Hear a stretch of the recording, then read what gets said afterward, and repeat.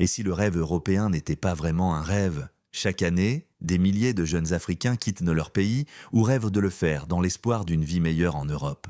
Mais derrière ce rêve se cachent des réalités bien plus complexes, des héritages historiques, des déséquilibres économiques et une quête profonde de dignité. Bienvenue sur Continent 2.0, la chaîne qui explore l'Afrique d'hier, d'aujourd'hui et de demain. Aujourd'hui, on se pose une question essentielle. Pourquoi la jeunesse africaine rêve-t-elle de partir en Europe? L'héritage du passé. Ce rêve ne date pas d'hier. Il est né d'un long héritage colonial. Pendant des décennies, l'Europe s'est présentée comme le centre du monde, le lieu du progrès, du savoir, de la réussite.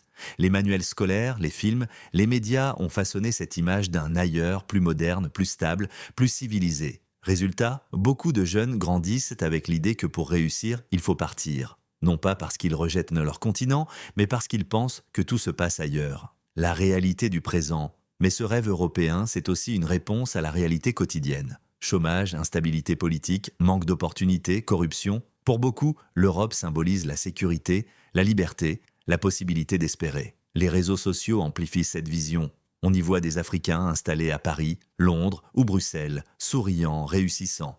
Mais rarement les difficultés, la solitude ou les discriminations qu'ils rencontrent là-bas. Ainsi, le rêve d'Europe devient un mirage. Une promesse brillante, mais souvent incomplète.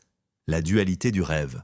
Pourtant, ce désir de partir n'est pas seulement une fuite, c'est aussi une forme d'espoir. L'espoir d'un avenir différent, d'une reconnaissance, d'une place dans le monde, et parfois partir permet de mieux revenir. Car une nouvelle génération de la diaspora africaine commence à investir, à innover, à reconnecter les deux continents. Le rêve européen se transforme alors, ce n'est plus fuir l'Afrique, c'est apprendre ailleurs pour construire ici. Alors, pourquoi la jeunesse africaine rêve-t-elle encore de partir? Parce qu'elle cherche ce que tout être humain désire, l'espoir, la stabilité, la liberté. Mais peut-être qu'un jour, ce rêve ne passera plus par la Méditerranée. Peut-être qu'un jour, le rêve se vivra ici, sur le continent. Et toi, si tu avais le choix, tu partirais ou tu construirais ton rêve ici? Continent 2.0, l'Afrique réinventée. Abonne-toi pour explorer le passé, comprendre le présent et imaginer le futur du continent.